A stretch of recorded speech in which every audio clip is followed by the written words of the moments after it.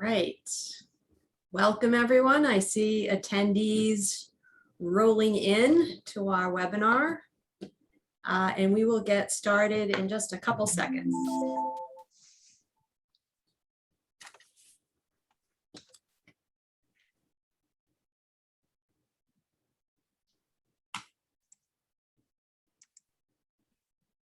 There we go. Well, it looks like we have quite a few attendees. I'm sure folks will be joining. But good afternoon, everyone. I'm Karen Kenny, president of K2 Trade Solutions and chair of Connect, the Coalition of New England Companies for Trade. And on behalf of Connect, I'd like to welcome all of you to our trade compliance webinar series.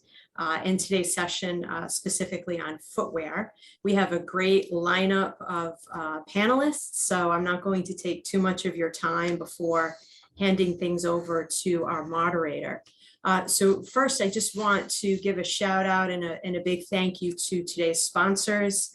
First, New England Drawback Specialists, and also the folks at GDLSK.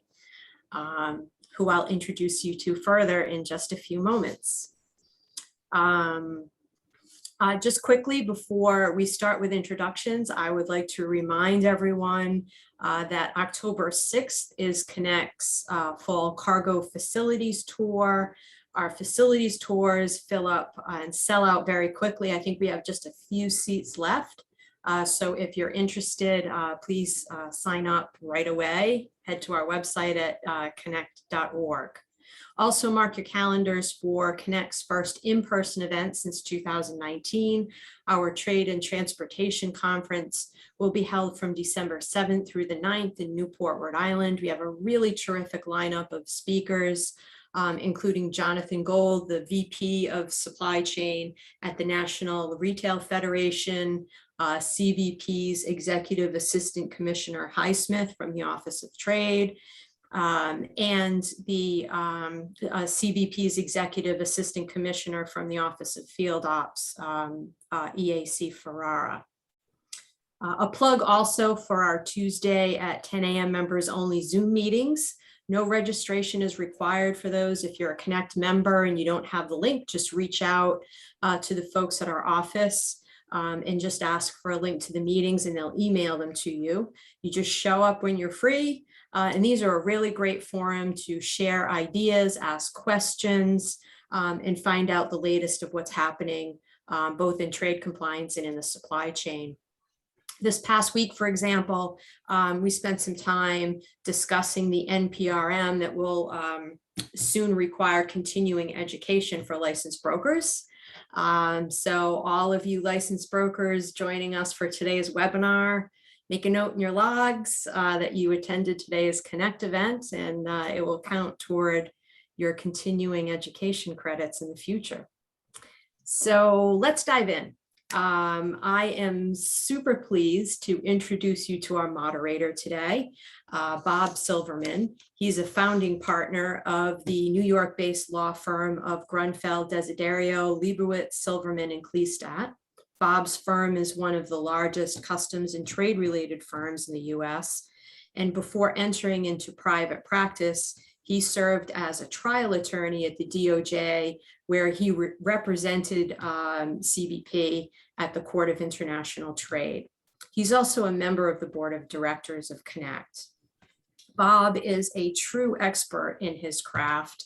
I have never reached out to Bob for help and had him say, I don't know. He either knows the answer or he knows somebody who knows the answer.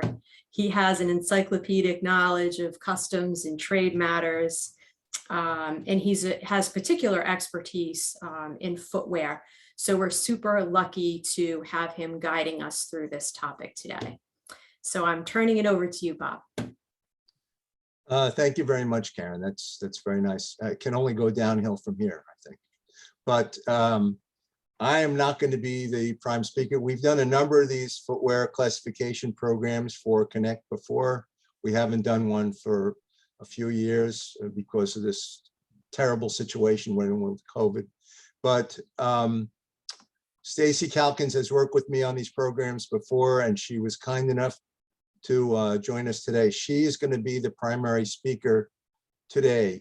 I just want to kind of set the stage a little bit.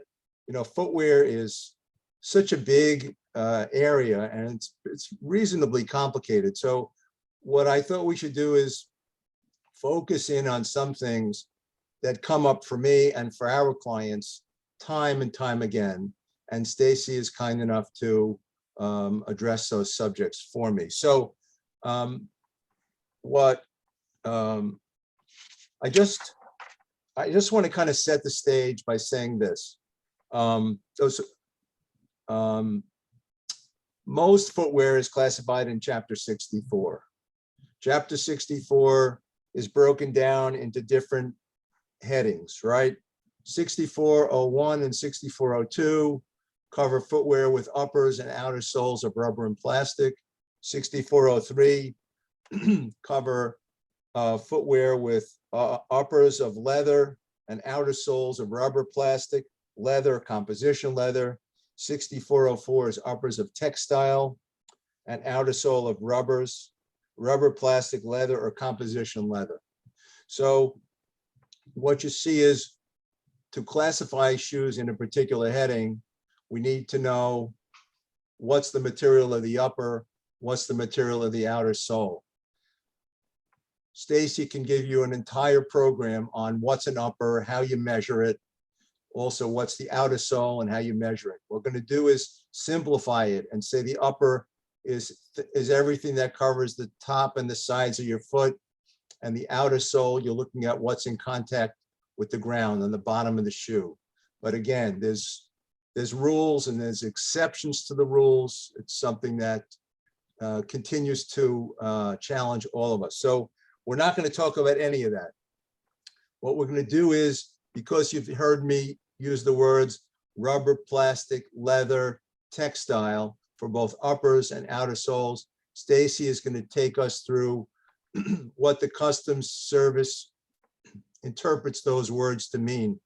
Then she's going to go through different, what I consider hotspot areas. What's sports footwear, what's athletic footwear, what's waterproof, what's protective. Every year I get the same questions over and over. And then, of course, our favorite, going back to Treasury Decision 83116, foxing light bands. So we're just going to zero in. It's not going to move things from place to place. You can send us questions, and I think it'll pop up on my board here. I'm going to try to save them to the end. I think we'll be able to fill the time. We have to save a few minutes for Connect at the end. So Stacy Calkins, I've worked with a number of national import specialists in the footwear line. She's my favorite. She's very accessible. She's been doing it for 11 years, very knowledgeable. She's almost the final word, because you don't really want to go to Customs headquarters. You're much better off dealing with Stacy. And she's very nice, even when she disagrees with you. So without further ado, I'm going to share the screen. You'll see her slides, and we're going to take them through it. I think you should be able to see the slides now, right? Yes. Okay.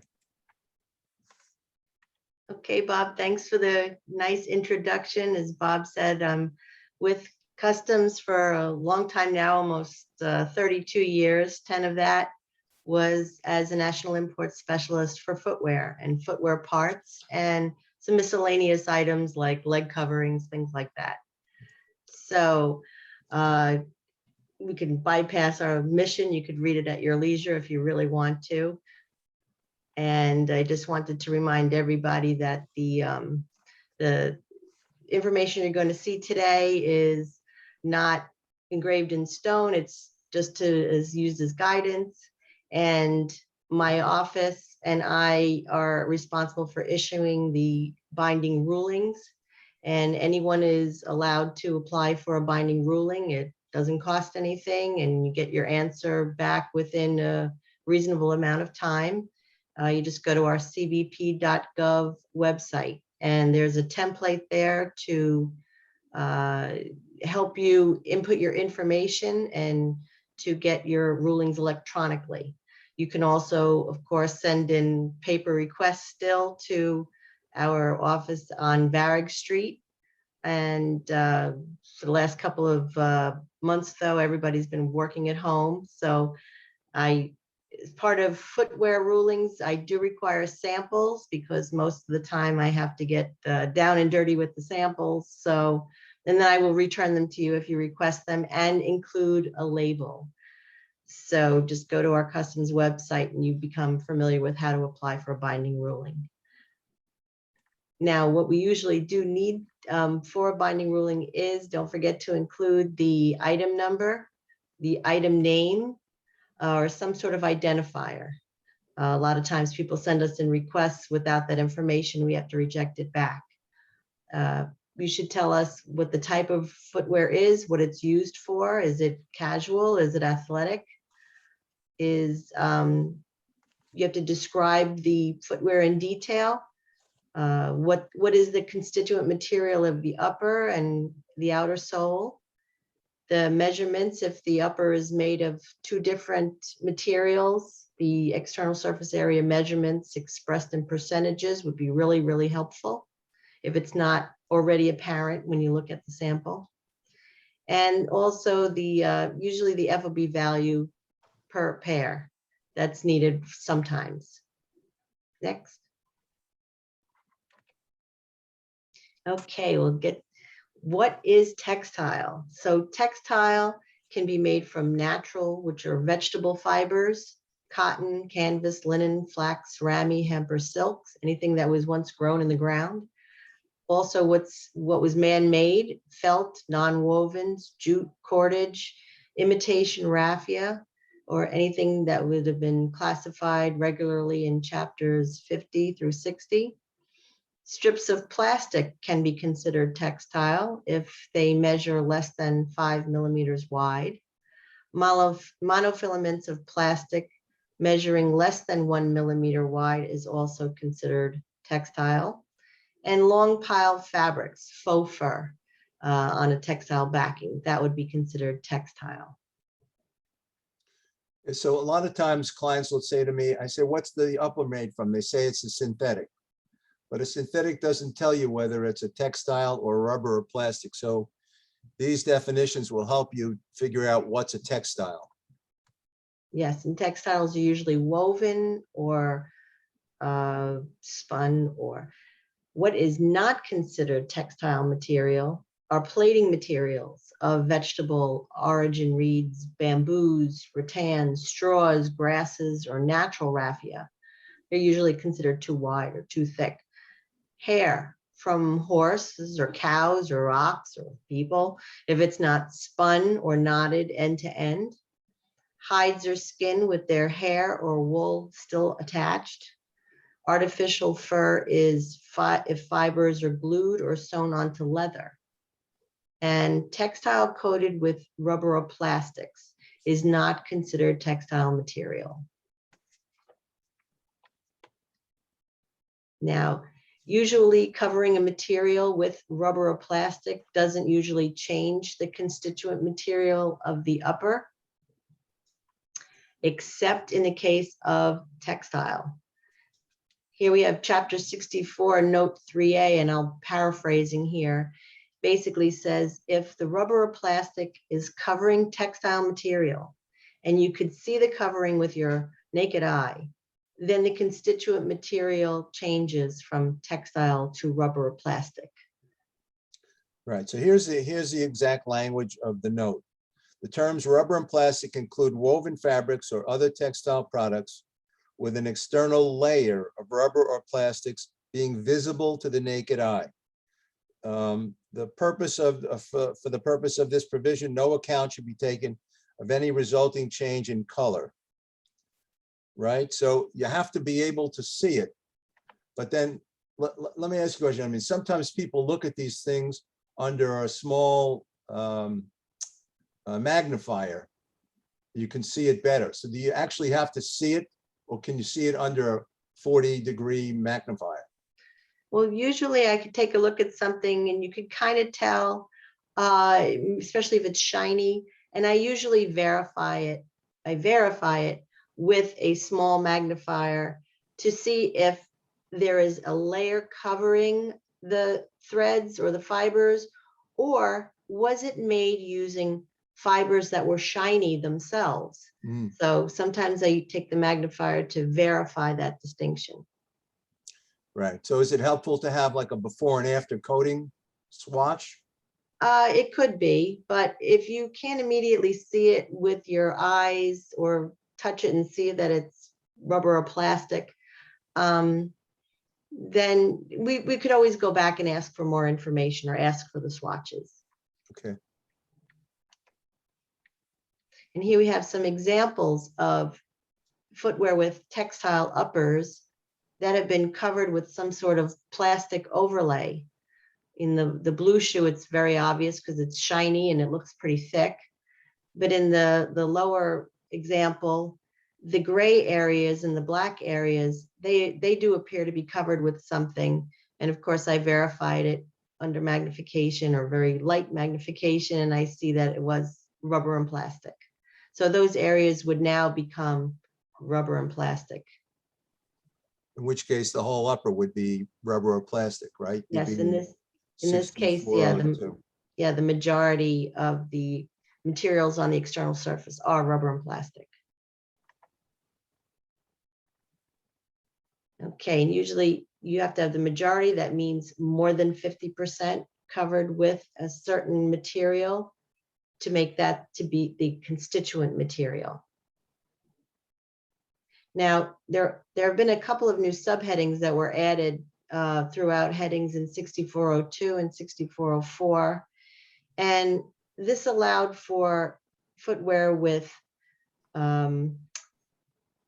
textile material that was applied to the outer sole to be eligible for more advantageous duty rates. In other words, if it was just a textile or a rubber and plastic upper and it had a rubber and plastic outer sole touching the ground, sometimes the duty rates would be upwards of 37.5%. So what happened was, if they said that if you applied textile material to the majority of the surface area that comes in contact with the ground, you possibly will be eligible for a duty rate of 7.5% or 12.5%. Now, even though this textile is non-durable and it may wear away after you use the shoe, maybe even once or twice, we go by the condition upon importation. So as long as that material is on the bottom of the outer sole, when it's imported, then you're eligible to use those new subheadings that address additional US Note 5. Yeah, so this was a big fight that importers had with customs for many years. And ultimately they resolved it by putting this new note in and putting some breakouts in 640, I don't know if there's anything in 6401, but certainly 6402 and 6404. So the note says, for the purpose of determining the constituent material, this is additional US Note 5, sorry. For the purposes of determining the constituent material of the outer sole pursuant to Note 4B of this chapter, which determines the constituent material of the outer sole, no account shall be taken of textile materials which do not possess the characteristics usually required for normal use as an outer sole, including durability and strength. So customs came up with a test that will tell you what's considered to be a normally durable outsole. If you pass it, that test, your shoe may go in 6405 at lower duty rates. If not, you can stay in 6402 or 04. And if you get under one of these favorable tariff provisions, still get the same low duty rate. Now here's an example of the non-durable textile material that has been applied to the bottom of an outer sole. See, it might even wear away the first time you wear it, but if it's there when it's imported, it's good.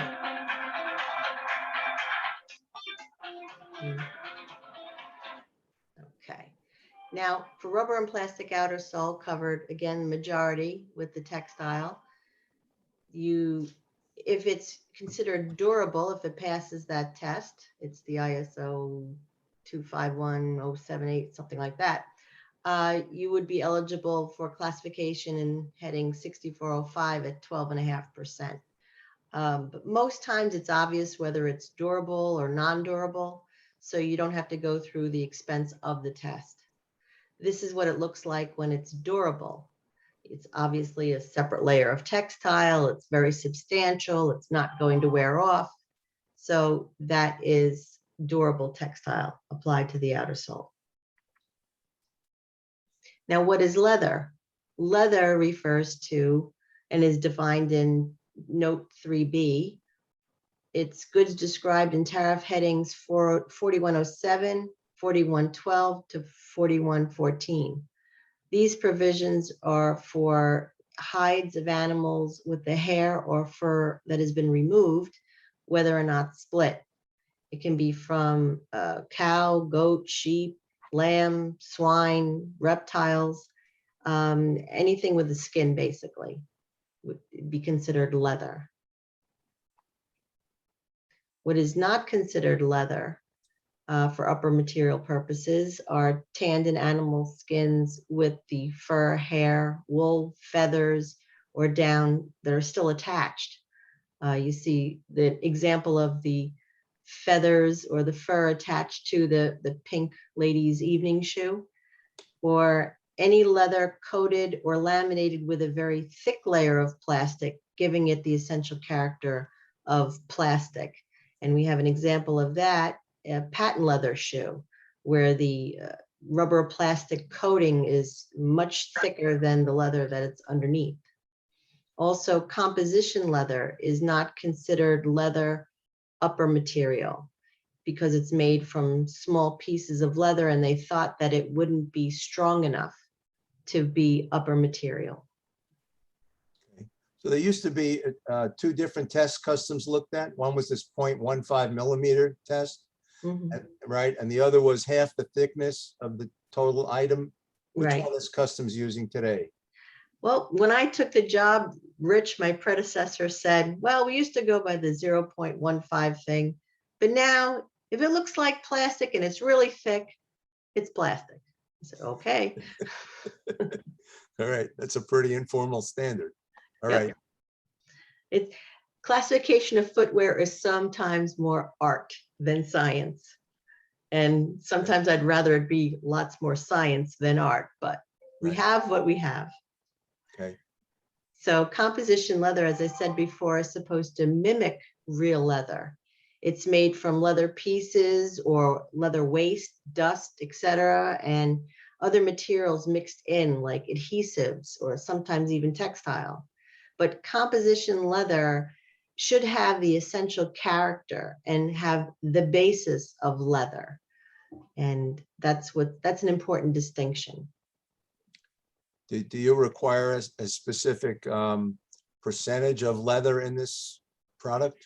I have tried to obtain more guidance on it and have the lab work with headquarters and myself to come up with specifics like that, but we haven't been able to. So just, it has to have the essential character of leather, and it has to be mostly made of leather. Okay. Now, why is some footwear imported with leather materials incorporated into the external surface that come in contact with the ground? Why leather instead of textile? Well, when we first were deciding about how to treat the textile application on the outer sole, we wanted all foreign materials other than the rubber and plastic to be included in those special subheadings. But many types of footwear were neglected.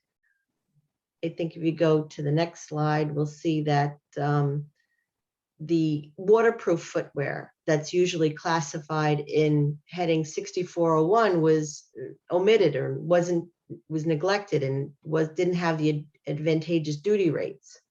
So to address this dilemma, the footwear is sometimes manufactured with leather materials on the outer sole, so they could claim that it had leather outer soles and be classified in 6405.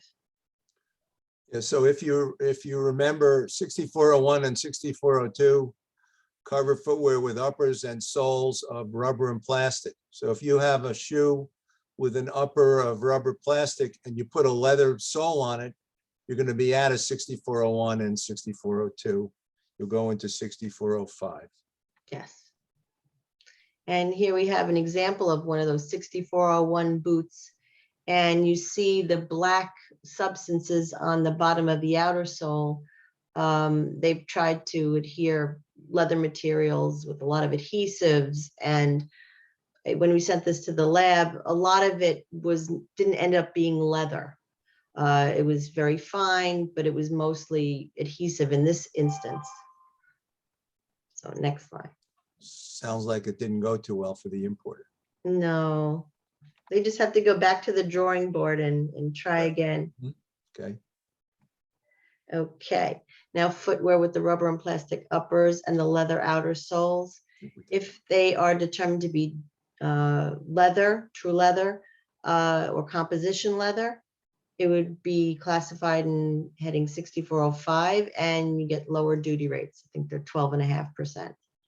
And here's an example of something with the leather applied to the outer sole, the majority of the external surface that touches the ground. It could be a dust, it could be a fiber, it could be flocking, which they've called composition leather, but it has to do a very good job of covering what's underneath, and it has to have almost essential character of leather for it to be considered a leather outer sole. So is there any objective standard here, a measurement that you're working with? Well, when I get the sample and I look at it, I say, does this really look like leather? Are they trying to imitate leather? Does it obscure what's underneath? Is it more than microns thick? Is it more than a couple of fibers thick? Is it evenly applied? Or is it too sporadically applied and clumpy? Those are the things I take into consideration. Okay. So it's on a case-by-case basis. We look at each one. That's why we need samples. Here we have two more examples. An athletic shoe with the non-durable, or that applies to textile, but leather dust on it, and there's nearly not enough. So in this case, it's ignored. On the right, the example on the right side, they have a little more on there, but there's quite a lot of area where it's unevenly applied, and it's only microns thin. So that wouldn't be sufficient either to be considered leather outer soles. Okay. Now, here are some more important terms that Bob keeps seeing in his line of work, and me too. The majority of the reasons I get requests for binding rulings is because people don't know the difference between sports footwear and athletic footwear. So sports footwear is defined in subheading note 1A, and it only applies to footwear that's designated for a sporting activity and has the provision for the attachment of spikes, sprigs, cleats, stops, clips, bars, or the like. And they give you some exemplars, which include skating boots, ski boots, cross-country ski footwear, snowboard boots, wrestling boots, boxing boots, and cycling shoes. Now, if it would be classified in Chapter 64 if the skating boots, ski boots, and cross-country have no blades or skis attached. If they do have something attached, then it would be classified in Chapter 95 under sports footwear. Now, outdoor sporting activities include golf, field, baseball, American football, but not always the sportswear dedicated to those sports are considered sports footwear. They have to have the provisions for, or the actual spikes, clips, bars attached to it. Yeah, we've had issues where shoes could be used to play a sport or could be used for casual purposes, and those have been a problem, right? Right. Now, usually the stops, clips, bars, and the like wouldn't be evident. I mean, you wouldn't have them on a casual shoe or even an athletic shoe most times if they're designed to dig into turf or ice to provide a lot of traction. They have considered climbing boots to be like the named exemplars also, because they have, and provisions mean having the holes to attach things for traction or something to be screwed into. And here we have bicycle shoe with the holes, the provisions incorporated. And usually these may be widely spaced and definitely not for use indoors. But some don't have it, anything protruding at all, like wrestling boots and boxing boots. But those are specifically named in the exemplars. Here we have the example of the widely spaced cleats. Typical sports shoe. Again, if they're molded projections, they must be at least 1/4 of an inch in length for adult shoes. Here we have an example that at first glance, you might consider it a sports footwear, but they are evenly spaced or closely spaced. They're not widely spaced. And if you measure the protrusions, they were less than 1/4 of an inch wide. Now, sports footwear is different from athletic footwear because each has its own definition and uses. Now, these are some examples of athletic footwear.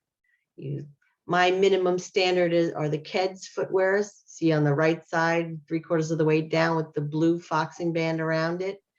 Not very tractiony, but they still do have traction. They're flexible, they're lightweight, they have a secure closure, but we'll get more into that. And we have the definition of athletic footwear in the beginning of chapter 64. It includes tennis, basketball, gym shoes, training shoes, anything other than sports footwear. And whether or not it's used for such athletic games or purposes is key. In other words, you don't have to use it for athletic purposes, but it can be used and allow the wearer to use it for athletic purposes. There's more on that. It has to share the appearance and quality of these named exemplars. Now, athletic footwear must have, in most cases, the general athletic appearance. It can't look like an evening shoe. It has to have a lace-up or other type of secure closure. It could even be a zipper. It could be Velcro straps. It has to have a flexible outer sole that provides traction. It can have a rubber and plastic outer sole that's smooth. I've seen cases where they make them out of recycled tires. So balding tire treads aren't good enough. They have to be capable of being used in athletic activities like fast or fancy footwork. Lightweight upper, it can't be rigid and hard. Underfoot cushioning, there has to be some give to it. Otherwise, you wouldn't have a successful use. They may have padding on the collar or tongue, but that's not mandatory. Usually has a foxing or foxing-like band to secure the upper to the outer sole. Or even though it has anti-injury devices, heel counters, toe bumpers, ventilation holes, it doesn't have to have it to be considered athletic footwear. What's definitely not considered sports or athletic footwear are open toe or open heel footwear, sandals, or something that doesn't enclose the foot, or slip-on footwear, something without a secure means of closure, like elastic gore by itself would be slip-on footwear, not for athletic footwear. Right. So this is a big issue for textile upper shoes with rubber soles. If you could take a high fashion item, it could be sold for hundreds of dollars. And then the question will be, is it athletic footwear or is it other? You're talking about a duty rate going from 20% down to 9%. It could be very substantial. Yes, and I do try to examine thoroughly. In other words, I'll ask for a sample. And if I want to get a broader range, I've actually gone to the department stores or ordered these shoes myself online and walked around in them and tested them. Bob had some examples, and I've gone to the local Nordstrom's and tried those samples on and ended up agreeing with Bob. They like that. Mm-hmm. Somebody is asking if you could talk more about underfoot cushioning. Underfoot cushioning. I've had samples that appear to be athletic footwear from famous designer. And when you put them on, it's like riding in a Corvette. You're touching the ground basically. In other words, if you're using it for a basketball game and you're running up and down a court, you want some cushion. So if it's got padding underneath, doesn't have to be a lot of padding. It should be padding that is substantial, though. In other words, to protect your foot from Is running. that the insole that people put in these things? Is that It could be a combination of insole or midsole, or even outer sole materials. Some rubber and plastic is more rigid than others. So it all adds to the cushion effect and the use, how you're going to be using the shoe. Okay.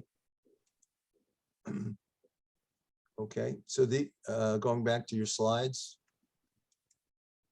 Okay, these are examples of shoes that would not be considered athletic because they're either open toe or open heel, or have, the top and sides of the foot exposed.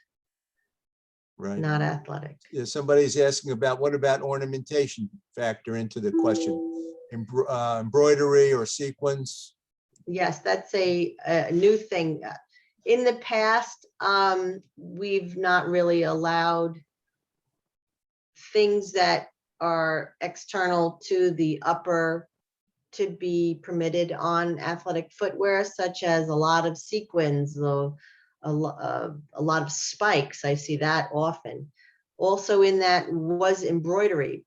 However, lately they're getting away from the embroidery as a, if an athletic shoe is obviously athletic, they're allowing the embroidery on the athletic shoes. It used to be, we would consider it not athletic because it took away from the appearance, but now they're allowing it.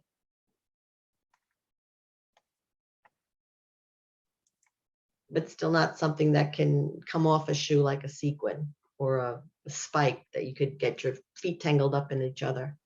Also, very often we see athletic shoes with foxing bands or foxing-like bands. Those are very confusing terms. A foxing band is defined in a Treasury Decision 83-116. It's a foxing is a strip of material, such as a flat, thin band, which covers the separation between the sole and the upper. It's to secure the joint between the sole and the upper, and it must overlap the upper. And it encircles or substantially encircles the entire shoe. And it's attached by cementing, stitching, or vulcanizing. But in some of the more modern shoes, you can go to the next one. That's a perfect example of a foxing band, a separately attached piece that goes around the perimeter of the shoe, Right. covering the upper, where the upper and the outer sole meet. Right. So in the old days, they used to autoclave these shoes. That shoe would basically be made of three pieces. You'd have an upper, an outer sole, and this foxing band, and they'd wrap it all around, put it in an oven to bake everything together. But they figured out a way to incorporate the foxing concept into the outer sole and became a foxing-like band. Exactly. Here we are, foxing-like band. So in the more modern shoes, where you have molded outer soles, they said that it need not be a separate component, and it may or may not secure the joint between the upper and the outer sole. And again, it's applied at the sole to overlap the upper. It has to encircle or substantially encircle the entire shoe. And we have a 40-60 rule. If it covers and secures the upper to the outer sole for more than 60% of the perimeter, it's considered to have a foxing-like band. If it covers less than 40% of the perimeter, then we would consider it not to have a foxing-like band. Between 40 and 60%, it's a judgment call. Is it designed to work the same way as Bob mentioned before, the concept of a foxing band? Is it securing the shoe, the upper to the outer sole, in all the right places, like the forefoot? So we take all that into account. So it applies to that which has the same or nearly the same appearance, qualities, or characteristics as the regular foxing band. And it has to cover the upper material for at least 1/4 of an inch where the upper and the outer sole meet. And in the adult shoe, it's 1/4 of an inch. But if you have a children's shoe or an infant's shoe, it could over the bottom, the molded outer sole overlaps less of the upper material, either 3/16 of an inch for children's shoes or 1/8 of an inch for infants' shoes. But I mostly see adult shoes. People don't want to show you infant shoes because 1/8 of an inch comes up pretty quickly. It sure does. You better have a flat outer sole for this thing to work. If you don't want a foxing-like band. Right. So again, we get down and dirty with the shoes. I have an awl and a hacksaw, even at home, I have them. And we cross-cut the shoe and we examine it and pull it apart. And the next slide shows you how we measure. We measure, take a horizontal line, which you see in blue, take a ruler, measure from the joint, the angle where it starts to go vertical, and we measure what's left of the outer sole to make sure it overlaps upper material, not lining material, not midsole material, but actual upper material. What's not considered a foxing is a mock welt or toe bumpers or wedge wraps or platform wraps. So another area of confusion is the difference between waterproof footwear and protective footwear. Now, a lot of people can market their styles as waterproof. They can put labels on them saying that they're waterproof, but that has nothing to do with customs purposes. For customs purposes, when we hear waterproof, we're just talking about shoes that are classified in headings in 6401 of the tariff.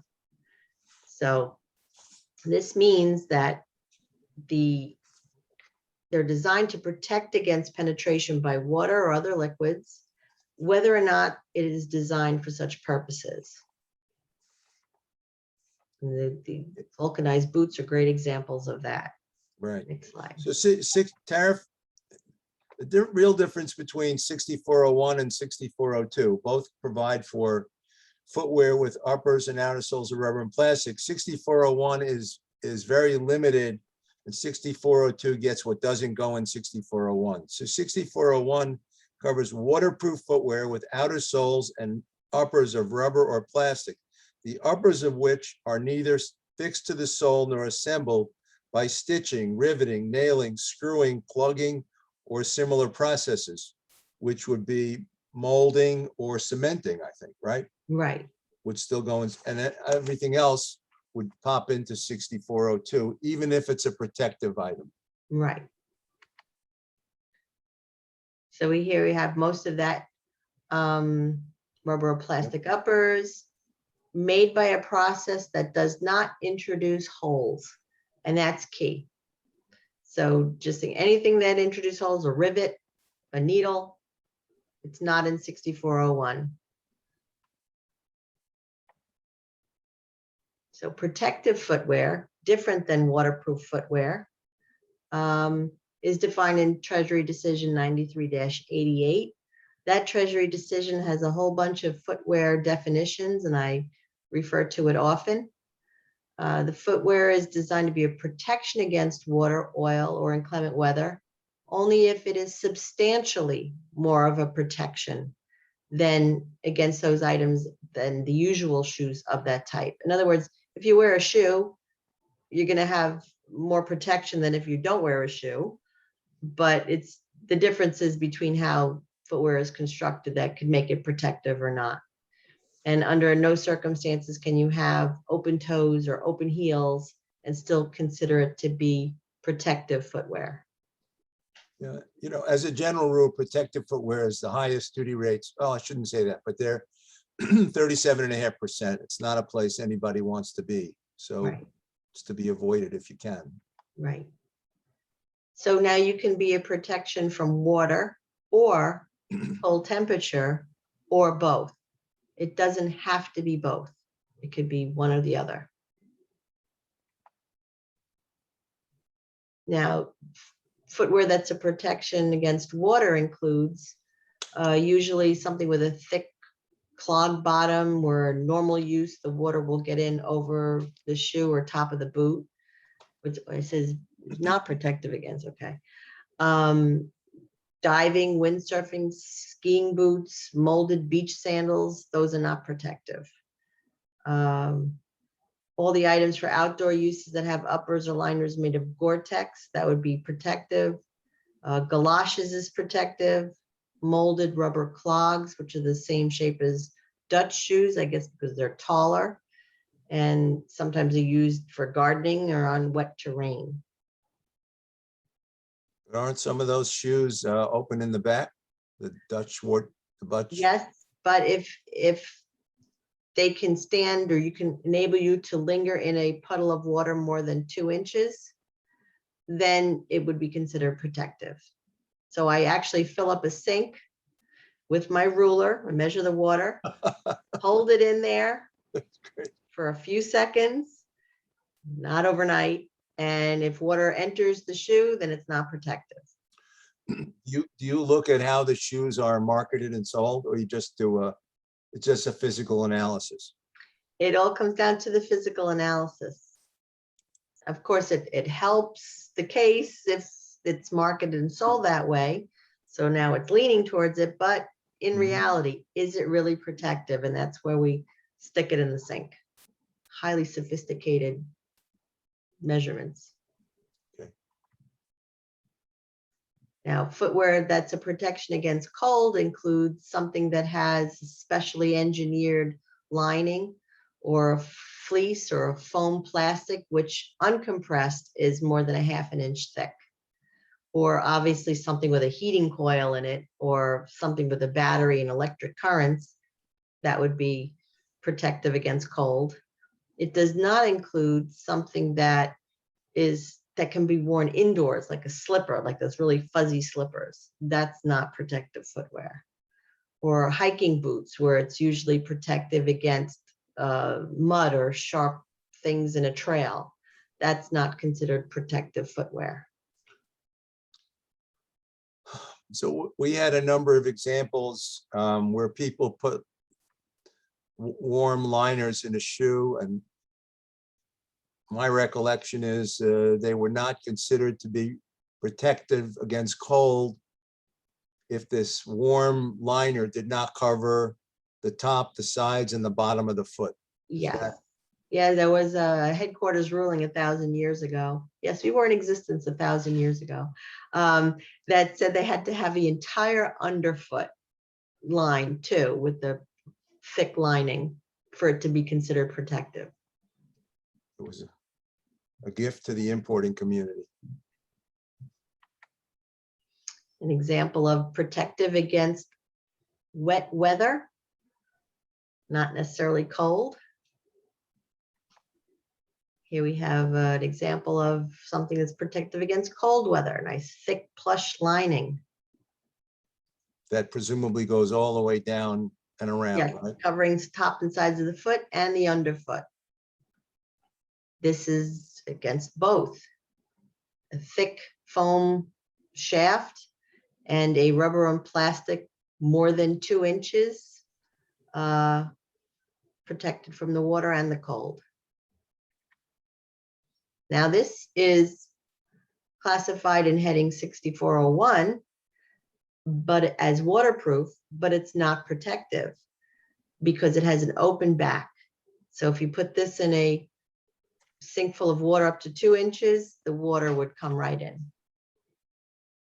So that's going to go in 6401 as a waterproof shoe. Yes. It was made by a process that didn't put holes in it. Mhm. Rubber and plastic upper, rubber and plastic outer sole, but not protective against water. Kind of strange to me that it would be waterproof if the water can come in. Well, that's because I see, because the platform underneath is 2 inches high, It would have to be protective. right? Okay, that's what we got. Let me ask you one question on this cold and inclement weather. Sometimes we've had clients that have shoes where they tape the back seams. Mm. Is that another way to make it protective against water? If it's inside, yes, and it does keep the water out. We've allowed that. Because even on those big rubber boots, that's the way they join the back of the boot sometimes. Okay. I think I've answered most of the questions that have come in. Is there anything that's pending in Customs headquarters at this point? Nothing major at the moment. It's a quiet time. Quiet time in footwear world. I mean, I know we have some athletic footwear questions about shoes.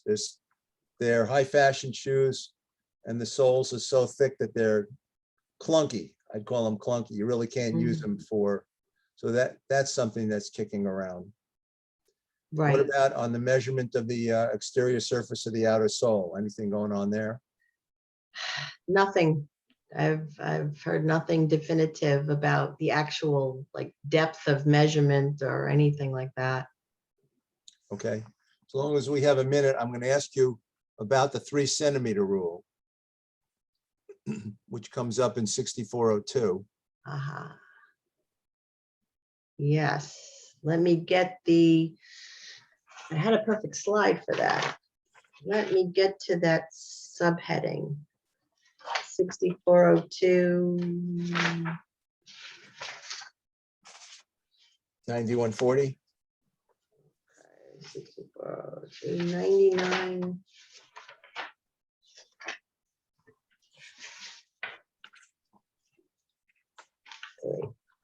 What's the number on that, Bob? 6402 9140. 90, 9140.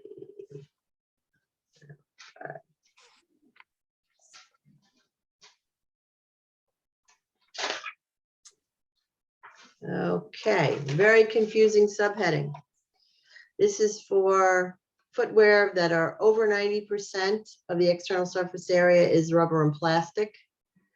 But it does not include footwear that has a foxing or foxing-like band. And it does not usually include protective footwear.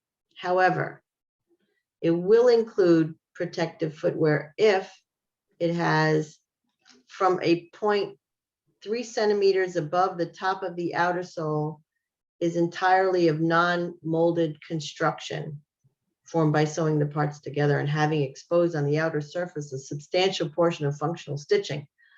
That's a mouthful. So very, very confusing. You have to underline all the words except. So it's over 90% of the external surface area is rubber and plastic, but not footwear having a foxing-like band, and not footwear that's protective unless the footwear has uppers from a 0.3 centimeters above the top of the outer sole, is non-molded construction, and it's sewn together. So what happens is if you have a shoe in 6402 9140, you get a 6% duty rate.